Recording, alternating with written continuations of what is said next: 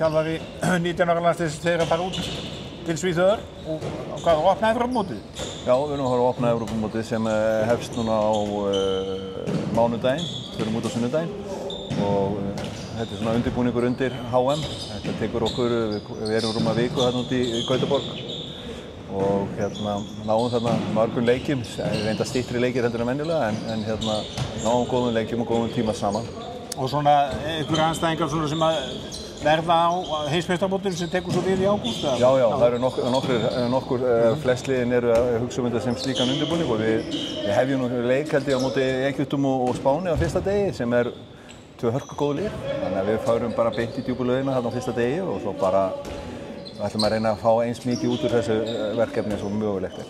Það eru með 16 manna hóp sem ég var valinn fyrir svolítið síðan.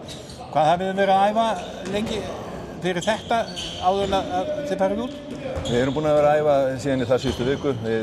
Strákarnir voru bara heima hjá sér hjá félagunum sínum að lyfta alveg til 17. og 18. júní og við settum í gang þá bara æfingar og erum búin að æfa stíft síðan og ætlum að æfa og æfum náttúrulega bara þangað til við förum út og við erum að lyfta þrisvar í viku og síðan bara bolti nánast á hverjum deginu.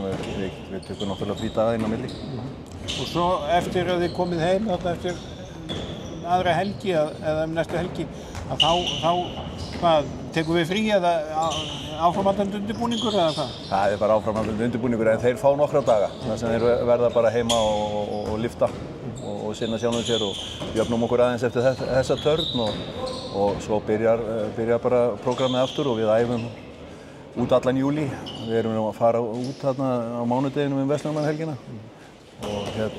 ágúst, það er stóra verkefni. Þá förum við til HM á heimsmeistaramóti sem í Egyptalandi, spilum í Kaíró og erum þar. Sú keppni alveg frá 4. ágúst til 18. ágúst, þannig að þetta er mikið sem drengirnir leggja á sig. Já, þetta sumarið fer í þetta. Það er bara æfingar og að safna. Já, æfingar og safna og þannig að þetta kostar pening en svona eiginlega það ánægjulegasta við hvað varðar peningamálin er það að ISÍ er að koma meira inn í þetta núna og styrkir strákana á hvern dag per svona stórmót, þannig að það hjálpar mikið. Já, ég skal trúa því. En svona þessi hópur sem við erum með núna, þetta svona uppistöðu til samanlið og var á Evrópumóti 18 ára landsliði fyrra? Já, þetta náðum við náttúrulega framúrskarandi árangur fyrir það? Já, við erum í 4. sæti þar í hörkuleikum bronsið og þetta er svona kjarninn sem var þar og var á Sparkassen Cup síðustu 2 ár og lenti þar í öðru sæti í bæði skiptin eftir að hafa tapað úrslitaleikjum á móti Þjóðverjum og svona kjarninn er þar en það eru búin að vera þó nokkrar breytingar bæði vegna bara meiðsla og annarra ástæðna. Þannig en svona fyrsta verkefnið, það er út með bjartsýni og góðum vonum.